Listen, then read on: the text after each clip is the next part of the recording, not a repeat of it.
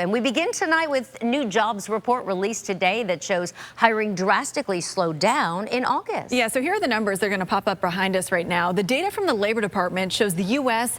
only added 22,000 jobs in August. Revisions to June numbers now reflect a loss of 13,000 jobs. That marks the first time the economy has lost jobs since December of 2020 during the height of the pandemic. The unemployment rate also went up to 4.3%.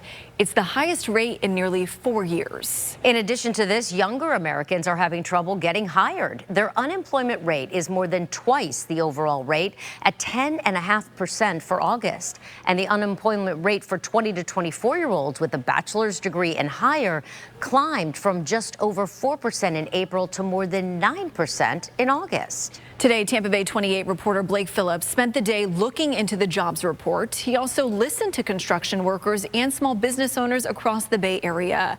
They talked about the job market and if the national trends match the feelings here at home.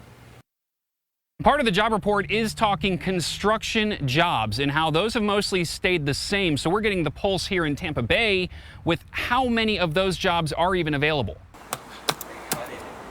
Grueling heat, long days of work, construction in Florida is not easy, which can make it even harder to find workers. How long has it been since you've had a full team? Oh my goodness, probably 3 or 4 years at least. It's a very funky job market right now, but I can tell you that there's no lack of construction jobs. I spent Friday talking with workers like Michael Rowe and Justin Appel. Their take, after last year's hurricanes, there is no shortage of construction work. So I went to Valerie McKenzie, Justin's boss and owner of American Housing Builders in Pinellas Park. She says part of the challenge that she's seeing is underqualified workers applying for higher jobs. I get a lot of administrative applications where they'll tell me that they have certain skills such as QuickBooks, and they don't necessarily have those skills. Appel was hired a few months ago and now oversees dozens of jobs just like these. This huge uproar of all these jobs, because it didn't used to be like this. There didn't used to be all these jobs.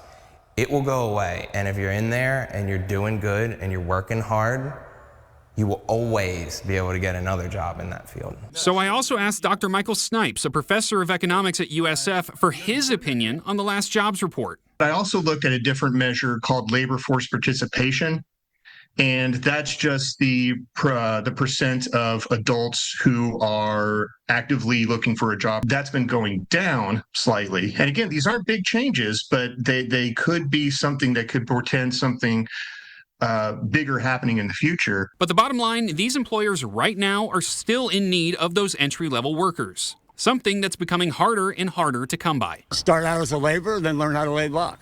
And you can make 30, 40 bucks an hour laying block, which isn't bad pay down here in Florida. In St. Pete, I'm Blake Phillips, Tampa Bay 28.